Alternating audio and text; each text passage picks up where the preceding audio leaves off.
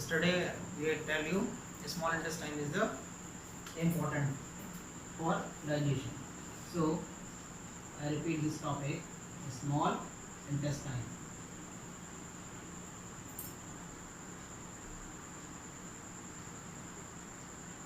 Small intestine have a special features.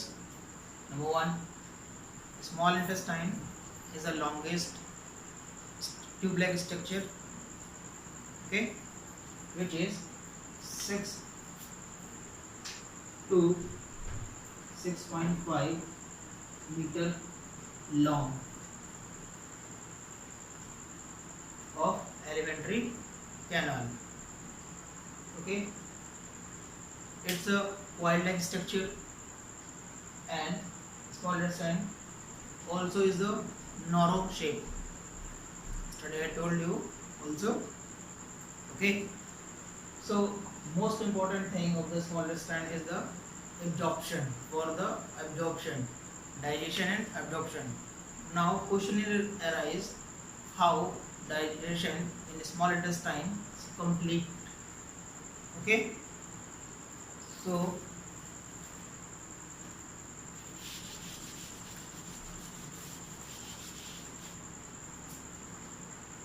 secretion of two glands by small intestine, जैसा कि मैंने कल बताया था. ओके, सबसे पहले liver, number one liver, and second pancreas. Okay, now we talk about liver. Liver is the largest gland in our body, which is reddish brown in color. It has a pear shape like shape. Pear shape का shape जैसा होता है, which is called gallbladder. Gallbladder is a part of which contain bile juice, which is alkaline in medium, which helps for digestion. Okay, bile का mainly work क्या होता है कि जो डाइजेशन है ये प्रोसेस को स्टार्ट करता है, बिकॉज ये अल्काइल मीडियम में होता है, और ये स्पेशली फंक्शनिंग करता है फैट्स के ऊपर. जो फैट या हमारी बॉडी में कह सकते हैं कि फैटी एसिड्स जो होते हैं मेनली, उनको कन्वर्ट करने का काम करता है. तो first function, number one, function of liver. Liver के मेन फंक्शन क्या होते हैं? मेनली 3 टाइप्स ऑफ वर्क, 3 तरीके से वर्क करता है फंक्शन ऑफ लीवर. तो सबसे पहला फंक्शन जो है लीवर का होता है the emulsification of fat. Fat का इमल्सिफाई करना. ओके, नंबर वन है फैट्स का इमल्सिफाई करना. जो फैट है और जो बॉडी के अंदर खाने के साथ आता है उसको लार्ज ग्यूबल से स्मॉल ग्यूबल्स में कन्वर्ट करना. लार्ज ग्यूबल से स्मॉल, फैट के जो ग्यूबल्स बनते हैं उसको लार्ज को स्मॉल में कन्वर्ट करने का काम करता है first. Second is prevent to the putrefaction. Putrefaction, the word putrefaction. Putrefaction is the word, it's a सड़न या बदबू जो हमारे खाने के साथ स्मेल जैसी बनती है, उसको प्रिवेंट करने का काम करता है bile juice.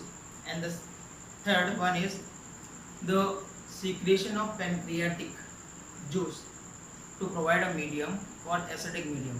तो एसिडिक मीडियम प्रोवाइड होता है पैनक्रियाटिक जूस के लिए. जो पैनक्रियाटिक जूस अब वर्क करेगा उसके लिए भी बाइल जूस रिस्पॉन्सिबल होता है. Is it clear? Note that bile juice is not any enzymes, hence means have no chemical action on the food. ये कोई भी केमिकल प्रोसेस नहीं कर रहा, सिर्फ ये क्या करता है उसमें हेल्प करने का काम करता है, एक मीडियम क्रिएट करता है, एंड दूसरा प्रिवेंटिंग का काम करता है प्यूरिफिकेशन के लिए, एंड तीसरा जो पैनक्रियाटिक जूस अब सीक्रेट होगा आगे प्रोसेस करने के लिए, उसके लिए मीडियम क्रिएट करने का काम करेगा। Is am clear?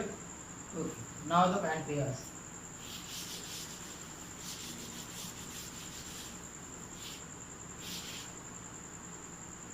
Second one is pancreas.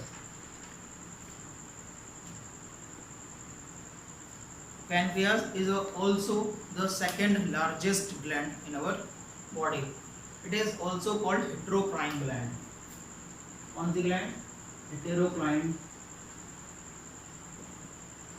gland. Why it is called heterocrine gland? इसको heterocrine glands क्यों कहा जाता है?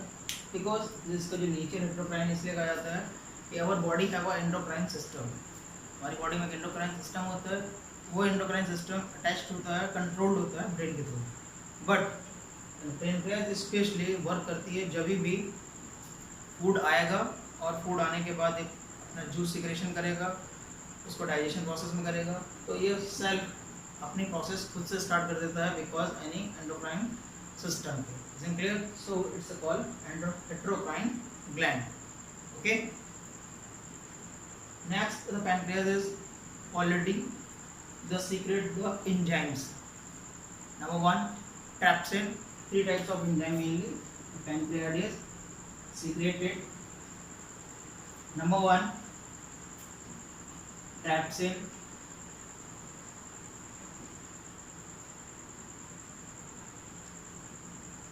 Nuclease, pancreatic,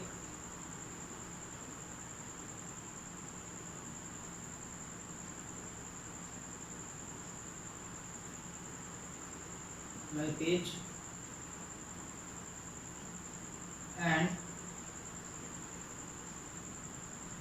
pancreatic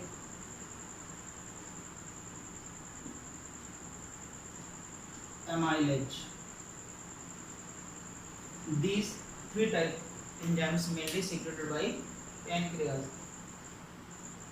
The 3 enzymes have the different types of role. इनके जो 3 enzymes secret होते हैं pancreas के through, trypsin, nuclease, pancreatic lipase और pancreatic amylase, ये तीनों का अलग अलग फंक्शन होता है। क्या फंक्शन होता है ट्रैप्सिन का? ट्रैप्सिन कन्वर्ट करता है प्रोटीन पार्ट को, ब्रेक डाउन करने का काम करेगा। किसको करेगा? प्रोटीन को। ओके, जो प्रोटीन पार्ट है हमारा उसको ब्रेक डाउन करने का काम करता है। न्यूक्लियस पैनक्रियाटिक लाइपेज जो होता है वो फैट्स को या फैटी एसिड्स को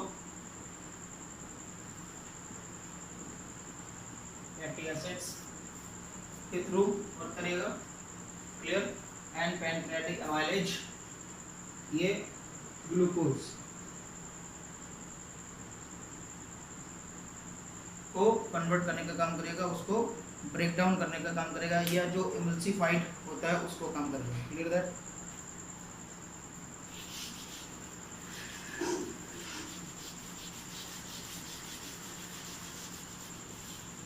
नाउ पैनक्रियास एक और इम्पोर्टेंट वर्क काम करता है। Pancreas also have a 2 type of secretion of hormones.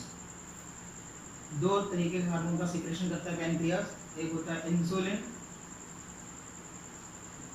And second glucagon. 2 तरीके के एंजाइम्स को सीक्रेट करने का काम करता है, इंसुलिन एंड ग्लूकागॉन। इंसुलिन का वर्क क्या रहता है? इंसुलिन हमारी बॉडी में मेंटेनिंग करता है, जो प्रोसेस है उसको कन्वर्ट करने का काम करता है ग्लूकोज को ग्लाइकोजन में। इसको कन्वर्ट करेगा ग्लूकोज को, जो बॉडी के अंदर ग्लूकोज होता है उसको कन्वर्ट करता है किसमें? ग्लाइकोजन में। ये इसका वर्क करेगा ग्लूकोज, तो कन्वर्टिंग इंसुलिन की हेल्प से। तो insulin contain the glucose and converting of glycogen. Clear that? Now the glycagon का मेनली वर्क क्या रहेगा? जो ग्लाइकोगॉन है, glucagon also the conversion of the glucose into glucagon, glycogen, glycogen. Clear that insulin convert करता है glucose को glycogen और ग्लाइकागॉन convert करता है ग्लूकोज को अल्कागॉन। Okay, clear it. Now the process, ये प्रोसेस होती कैसे है, किस तरीके से ये प्रोसेस करेगा ये, ठीक है ना। तो सबसे पहले एक मैग्नीशियम के थ्रू हम आपको क्लियर कर देते हैं कि स्टार्च जो होता है, स्टार्च बॉडी के अंदर खाने के थ्रू आता है स्टार्च, ये कन्वर्ट होता है माल्टोज में। किसमें कन्वर्ट होता है? माल्टोज में। Clear it. The presence of the pancreatic amylase किसके थ्रू होता है? Pancreatic amylase. पैनक्रियाटिक एमाइलेज पहले बता चुके हैं, एंजाइम से होता है। सेकेंड वन जो इसके बाद आता है फैट, किसका काम होता है? फैट का काम होता है। अब फैट कन्वर्ट होता है प्रेजेंस ऑफ ट्रेप्सिन। पैनक्रियाटिक या उसको लाइपेज के थ्रू कह सकते हैं, और ये कन्वर्ट होता है अमीनो एसिड्स या ग्लिसरॉल्स में। Amino acids plus glycerol.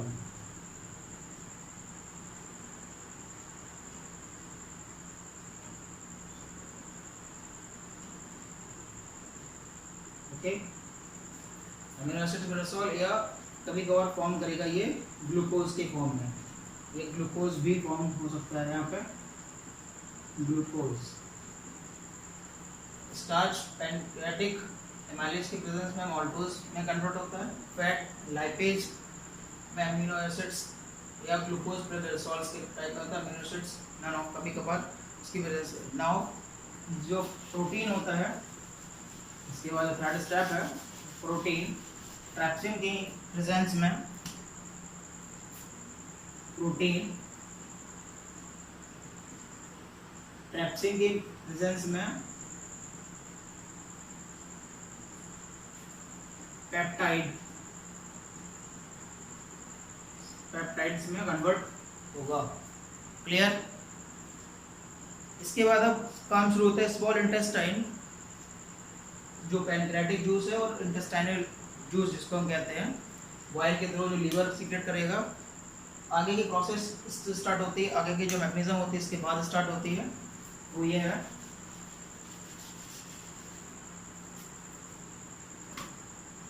जो पैक्टिक एसिड है या पेप्टाइड है, peptide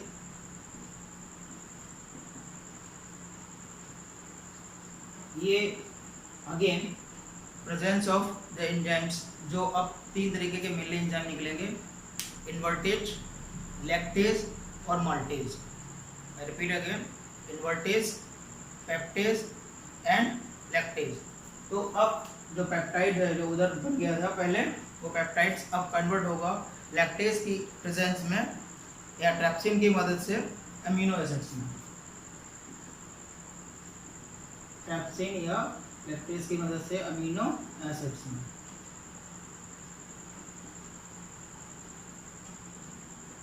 okay, next is the जो सुक्रोज है, सुक्रोज मल्टे या लाइपेज की प्रेजेंस में ग्लूकोज और फ्रुक्टोज में कन्वर्ट होता है, glucose plus fructose.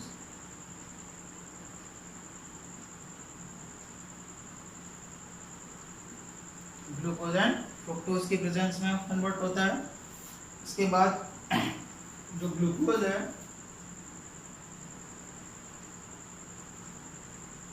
Glucose maltase या माल्टोज के स्पेक्स में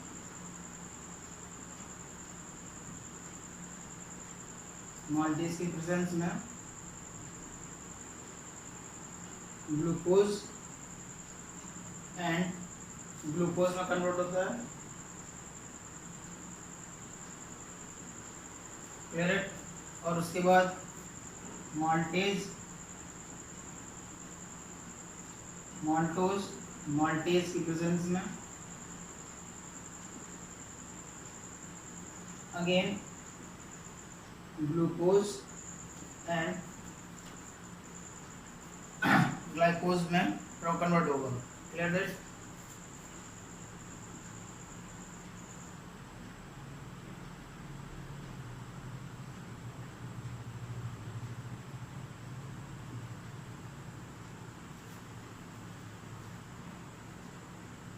ग्लाइकोज में कन्वर्ट होगा ग्लाइकोज में या ग्लाइकोजन में, ओके, ग्लाइकोजन में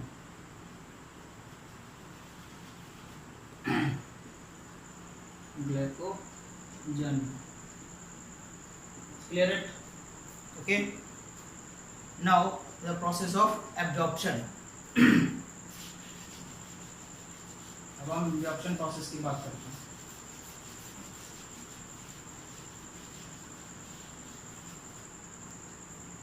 Because we are step in by step,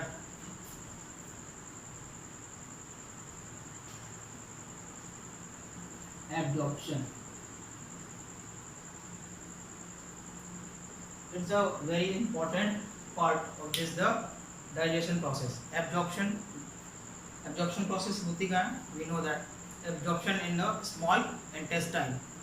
So absorption mainly digestion की सबसे इम्पॉर्टेंट प्रोसेस है, यहीं से जितने भी न्यूट्रिएंट्स हैं वो बॉडी को इनटेक होते हैं। सो ये प्रोसेस होती कैसे, किस तरह से ये प्रोसेस हो पाती है? तो absorption with the help of the million of finger like projection like विलाइज the increase the surface area of the small intestine and create a more area for the absorption process in a small intestine and the blood cells to be a contained for the complete digestion through it.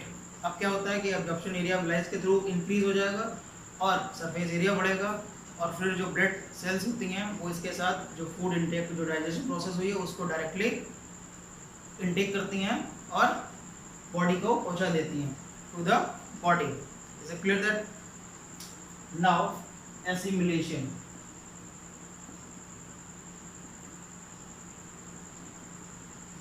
Assimilation also an important role. Assimilation means when the food is digested to take the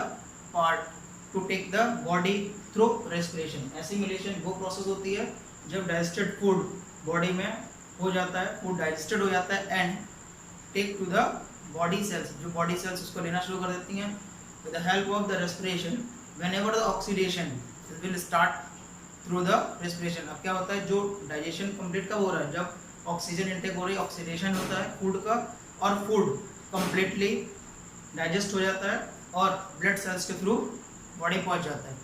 here the energy get release, जो energy है वो अब release हो जाती है इस process में और हमारी सेल्स वर्किंग करती रहती हैं कंटिन्यूसली। सो इसके बाद क्या होता है, अब बचता है undigested food. Undigested food is stored as a form of glucagon.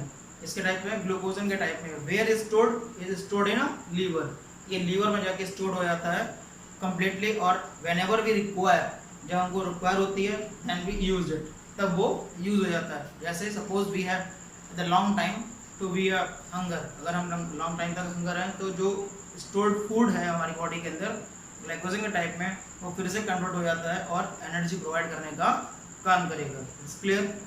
Now the next step egestion. Okay, egestion is the most important part because is the last point of the our digestion process, या क्या कह सकते हैं ये part है हमारे digestion के complete होने की लास्ट स्टेज है। यहाँ पे जाके अब कंप्लीट डाइजेशन होने जा रहा है, मतलब अब अनडाइजेस्टेड फूड बॉडी से बाहर जाएगा, लेकिन इस प्रोसेस से here the large intestine is a important role. Large intestine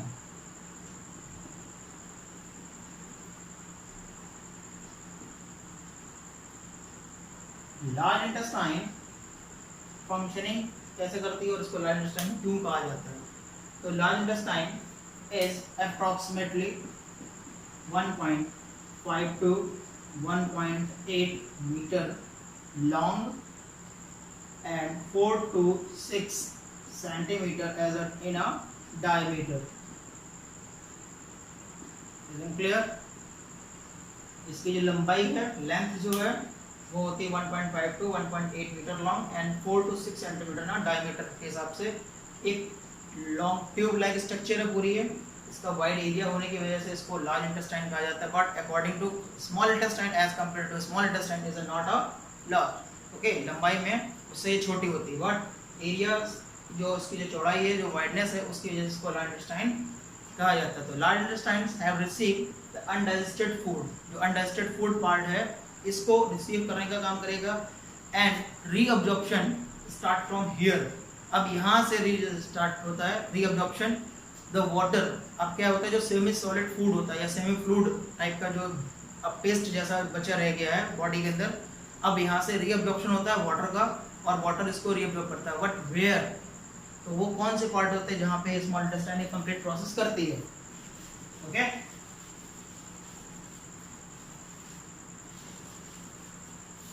so large intestine I have already a three part. Large intestine mainly three main important part is here.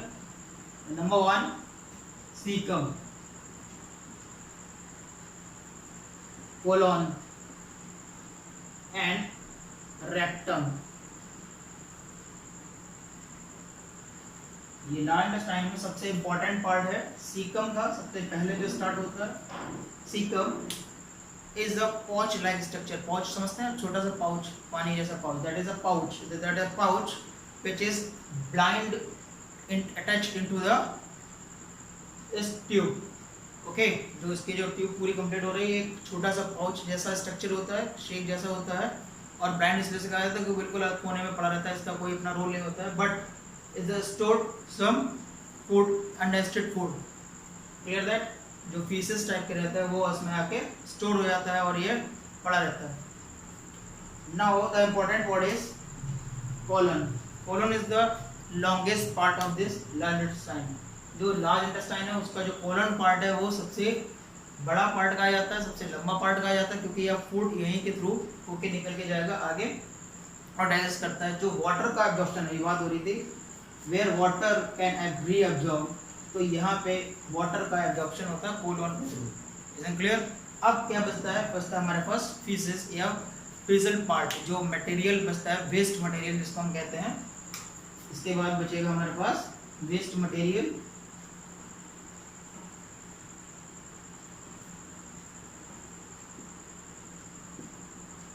वो waste material faecal के type में बच जाता है और अब वो कहाँ जाता है?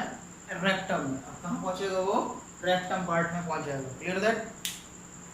रेक्टम क्या काम करेगा? रेक्टम रिसीव दिस पार्ट, जो अनडाइजेस्टेड पार्ट है रेक्टम, अब उसको रिसीव कर लेगा और रिसीव करने के बाद अब उसको आगे की तरफ एक्सपेल कर आउट करता है। एक्सपेल आउट मतलब बॉडी से बाहर निकालने का काम करेगा। Clear that? expel out the body from the body with the form of semi solid or a stool। जैसे कभी कभी जिसको दस्त बोलते हैं, स्टूल का मतलब होता है दस्त लगना, जब पेट हमारा प्रॉपरली फंक्शन नहीं करता उस कंडीशन में, तो स्टूल लाइक उसको बॉडी से बाहर एक्सपेल आउट करना है। एक्सपेल आउट और अ डिफेक्शिनेट, डिफेक्शिनेशन मीन्स होता है हिंदी में मल त्याग। ओके, तो डिफेक्शिनेशन प्रोसेस या एक्सपेलिंग आउट करता है। इसको एक्सपेल करने के लिए बाहर की तरफ एक पॉइंट खुलता है जिसको हम लोग बोलते हैं एनस। इस एनस का सबसे इंपॉर्टेंट रोल क्या होता है? Whenever we have not controlled the process of expulsion या defecation, then anus to be controlled by the sphincter, जो रिंग लाइक स्ट्रक्चर होती है। ये ring like structure,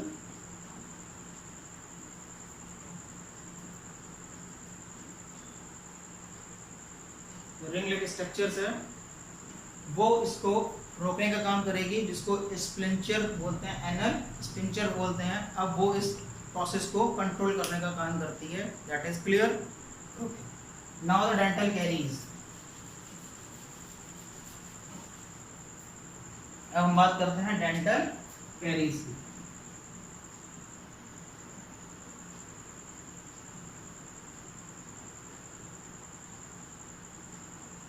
dental caries,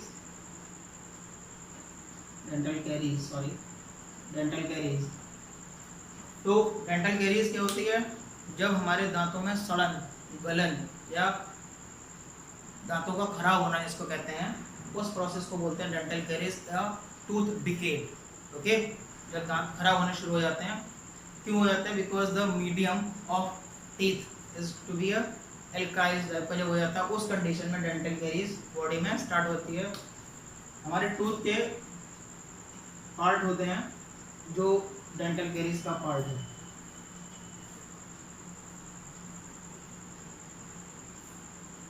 mainly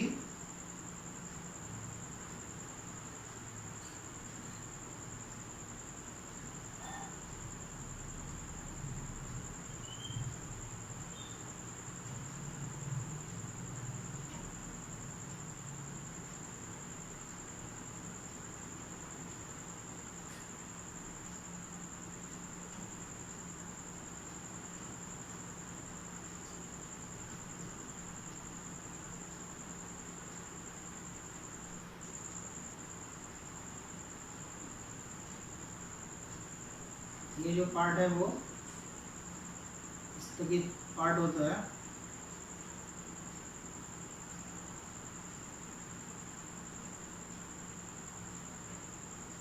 तो टूथ के मेनली पार्ट हमारे होते हैं 4। नंबर 1 इसको बोलते हैं इनेमल, देन उसके बाद जो पार्ट होता है वो होती है हमारी पल्प कैविटी,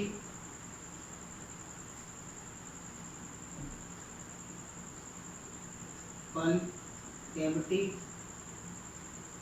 इसके बाद dentine, and fourth is gum. Okay, तो हियर द फर्स्ट पार्ट, सबसे ऊपर वाला जो हार्डेस्ट पार्ट है, सबसे मजबूत पार्ट, वो होता है एनामल। सेकेंड, इसके बाद जो होता है, जो यहाँ रहता है, वो होता है डेंटाइन। देन ये जो पार्ट है इसको बोलते हैं पल्प, और इसके बाद जो ये एरिया इसके अंदर वाला ये, this is already the gum, या इसको हम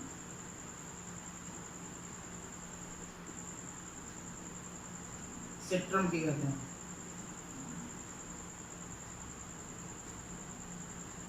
सिट्रम भी कहते हैं, सिट्रम। ओके, गम या सिट्रम्स भी कहते हैं, या कैरेटम्स भी कहीं कहीं लगा होता है। जो सीमेंटेड जैसा पार्ट रहता है, जो दांत जब खराब होता है तो हल्का सा सीमेंट जैसा या खराब सा पार्ट जो निकलता है, that is called the gum part. बिल्कुल जो हमारे टूथ के अंदर जो हमारा जो लोअर जॉ है, जिसके अंदर ये कम्प्लीटली फिल्ड रहता है, और ये सबसे हार्डेस्ट पार्ट होता है। इसके बीच का पार्ट थोड़ा सा सॉफ्ट होता है, और ये पार्ट सबसे कमजोर पार्ट होता है, जहाँ पे खराबी स्टार्ट होना शुरू होती है। Okay, so we are complete this topic digestion, and the next topic will be complete by the next class for respiration. Okay class, thank you.